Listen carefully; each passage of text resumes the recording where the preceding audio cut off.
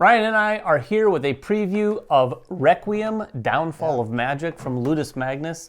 This is in the Nova Aeta universe. Yeah. But it plays quite differently than the last game we had experience with, which was Renaissance. Yeah, I would say this is different from any of the games, and you can even tell just from looking at the game, you should see this vibe here.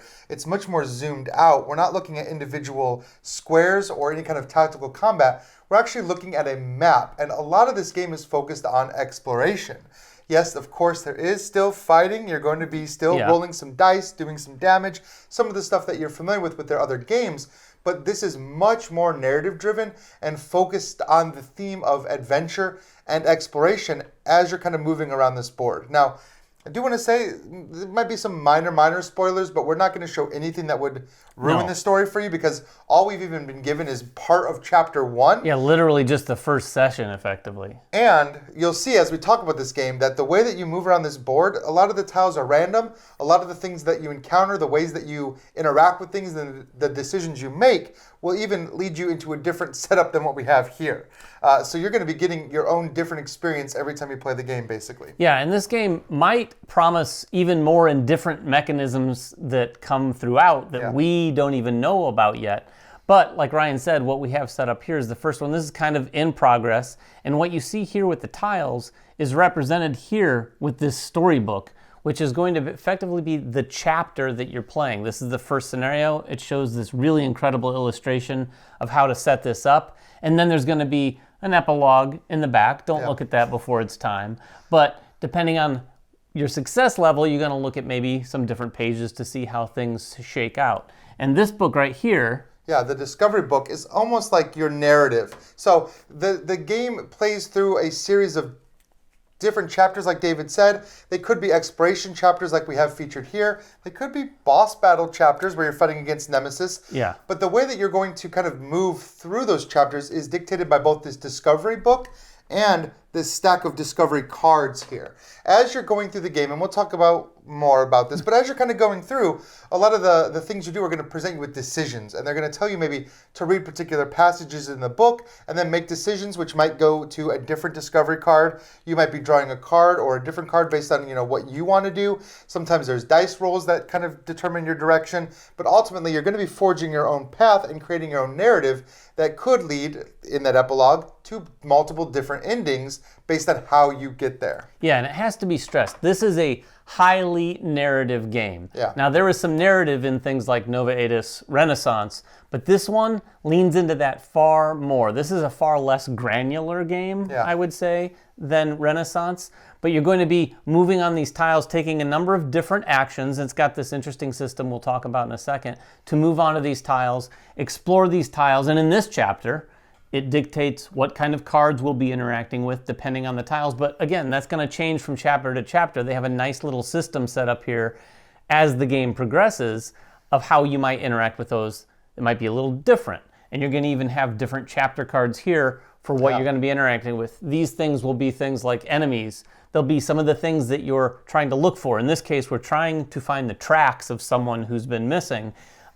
Some of those might be in here. Some events might point you over here to this booklet, which might point you back here. Like, there's a lot of things that will really unfold. So like I said, highly narrative. Yeah, and there's actually not a lot that you're doing action-wise in the game, but the game presents those actions, I think, in a quite unique way. If you're looking at my player board here, there's a lot that comes with your character. And we are all playing unique characters. They have their own unique story, and they have their own unique setups.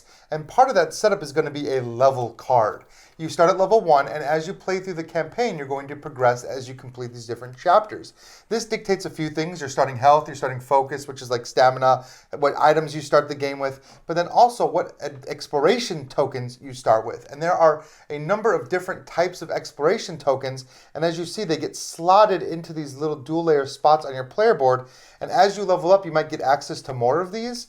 But every character has to spend these in a different way to do those basic actions. So while we all might have access to some of the same things, the way that we spend might be different. And some of these actions might take 2 tokens for one character or 1 for the other. So you definitely have strengths and weaknesses that are just built into your character as a whole. Yeah, there is actually quite a bit of flavor in the differences of these characters. And like Ryan said, a lot of it has to do with those tokens. Some of it has to do with how they're set up.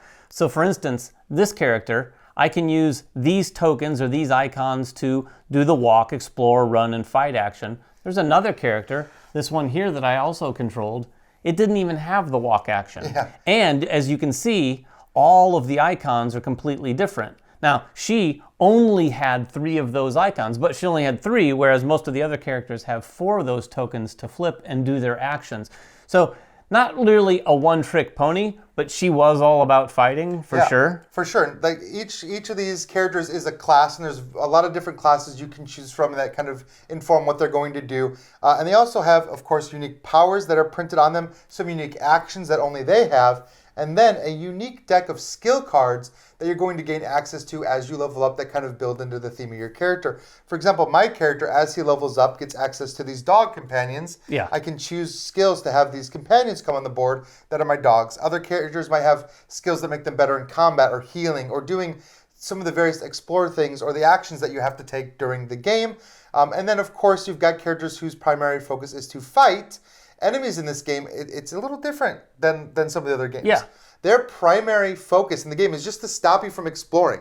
Like I said, this is an exploration game. You want to be exploring these tiles, but sometimes when you explore, enemies will pop out, and they have to be defeated before you can continue exploring down that path. Yeah, for example, you could uncover something like the weird crow here. And the interesting thing about the enemies, depending on when you find them and when you're discovering them, they'll come out on the board. They won't actually initiate an attack until the end of the round. Yeah. And we didn't say this, but the round is us taking all of our actions. And I don't take all of my actions with this character, and then we move on.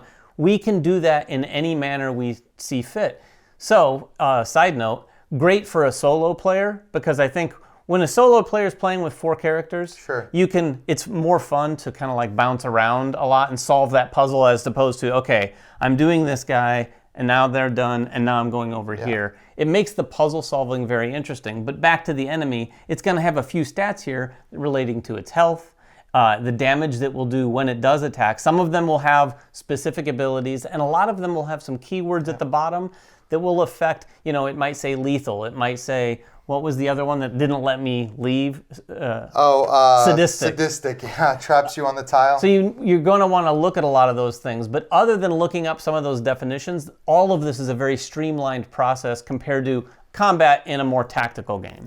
Yeah, for sure. And that kind of, there is still tactical feeling in this game, for sure, when you're coming to fight these monsters, but combat is pretty simplified. You've got a black die and a white die, and these die are different. They're linked to your particular class, and then the enemy has a black die and a white die. And they actually color-coded these so that your black is attack and their black is defense, and your white is defense and their white is attack. So when you roll them, you just match them up exactly, and then they're going to give you a variety of different effects, like you do hits, they do blocks, you can get some focus back, they'll do some damage, you'll lose some health, you can do some damage to them, whatever. Basic combat effects, but you're just rolling these 4 dice. That is what combat is. Of course, you'll have a bunch of equipment, you'll have some skills. There are definitely some powers of your characters that can all kind of work together to change and affect those dice. We've had a character that let another player re-roll dice. We had some items that might give you additional damage. All of that kind of comes together, but this is the core of combat. It's not a long, drawn-out process of going back and forth. That being said, combat costs actions. Yes. So you're flipping over, and some of these characters, like for me, it's expensive to fight. Other characters are better fighters, it's less expensive. But if you don't kill them on the first run, you might have to do that action multiple times. They will accrue damage in the form of damage tokens until they're defeated and you're able to collect your reward. Once they're defeated, you can then continue exploring that tile like normal. But some of these monsters do even move around, and they could impede your progress on other tiles after they're popped up, after they've been discovered. So it is in your best interest to generally try to take care of them when you can. Yeah, and again, those monsters are often going to come out in a couple different ways, but mainly through these 2 decks of cards. And these are the same decks of cards that you kind of need to dig through.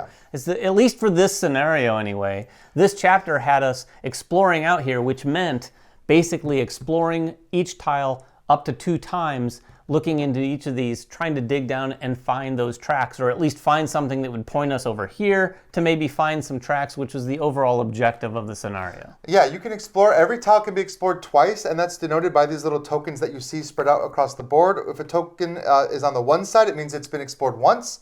If you come back again, you flip it over to the second side, that means it's been explored twice.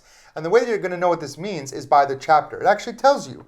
Look at the color. This is very simple because it's chapter 1. It's a blue tile. It says if it's the second on the blue, then you draw it from this particular deck. There might be other chapters that have multiple different decks for different colors because the way that these are kind of seated in reflects back again to that book. You might get a particular card that wants you to go to a particular chapter. And the way that, I'm not smart enough to figure all the math out, but they've done it in such a way that like you will gradually kind of uncover the mystery or figure out what's happening as you're exploring these different tiles. It's pretty thematic, I think, to the experience. Of course, again, like David commented, just the combination of like the art here and here and here, going through this book and reading these passages, flipping over some of these discovery cards, it just adds to the ambiance in a really positive way, I think. Yeah, that all adds to the ambiance. And again, even some of the puzzle solving, in my opinion, adds to that ambiance because we mentioned talking about rolling dice and fighting, but I can't stress enough, and Ryan did touch on this,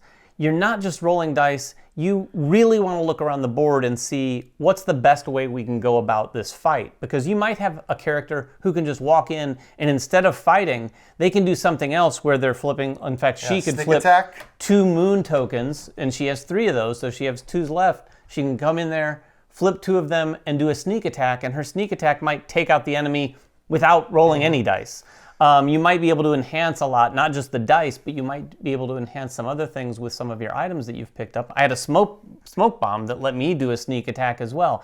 So there's a lot of little interesting things that you can lean into in terms of like the flavor behind the characters, the flavor behind the items they're carrying, all of that to really help solve that combat and all the puzzles. Yeah, and a lot of this game is kind of uncovered via discovery. At the start of any given chapter, you might not exactly know what you're trying to do or when the chapter will end. We were given 4 rounds, and you'll notice these little 4 bookmarks. We were given 4 rounds to find tracks. We're not told what the tracks are, what they look like. We have to discover them, but you're going to discover other things. You might discover, like we discovered a market vendor who's willing to sell us stuff. You might discover companions. You might discover enemies in a variety of different ways. You might even discover treasure.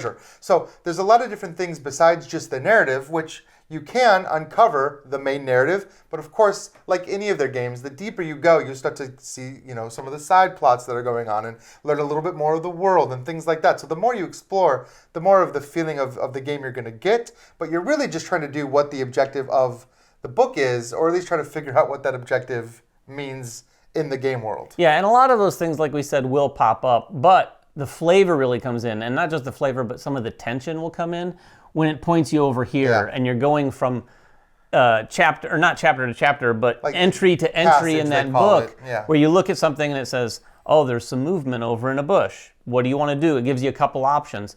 And then the next thing might not even be the resolution of that. It might be yet another step with another decision, like, do you want to pick up a rock and throw it, or do you want to just keep approaching? So with every decision you make in something like that, it just feels more and more like, am I going down the right path, or should I have just attacked from the get-go? And sometimes it will pay off, sometimes it doesn't, but that really brings out some of the flavor of the game. Yeah, definitely. And then, of course, the round ends, or the game ends. The book is going to tell you, you'll see right here where it says, stop reading.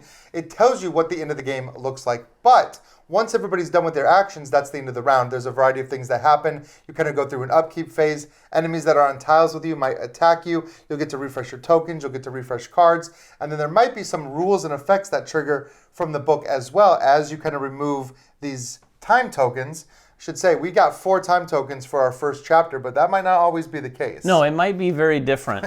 And it is very player controlled. Like we said, you're going to be using these tokens to do a lot of your actions, but there's many actions on some of the cards, some of the items you have, that let you basically take an action without using these tokens, where you're spending some of your focus or doing other things like that. So it really is up to the players to decide, are we all ready to remove a bookmark and move on? Or is there anything anyone else wants to do? Side note, I'd highly recommend not finishing a chapter, leaving yourself open and vulnerable. So you can kind of game the game a little bit in that respect.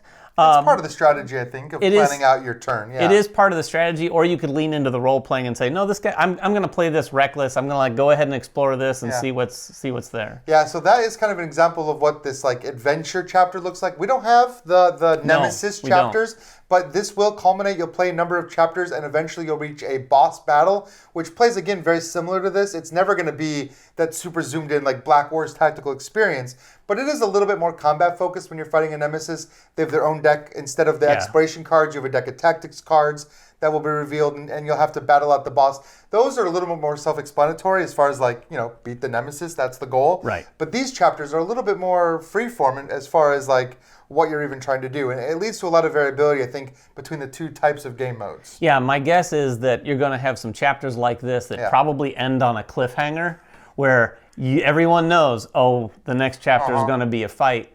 And that might get everyone to just stay at the table and go ahead and play it, or you might wait till the next session. Yep. But yeah, those are the two segments. That is all the information we have to share today on Requiem, Downfall of Magic. If you have any questions at all, please make them in the comments below. We'll get down there and answer whatever we can. Until next time, make sure everyone has fun at the table, and we'll see you then.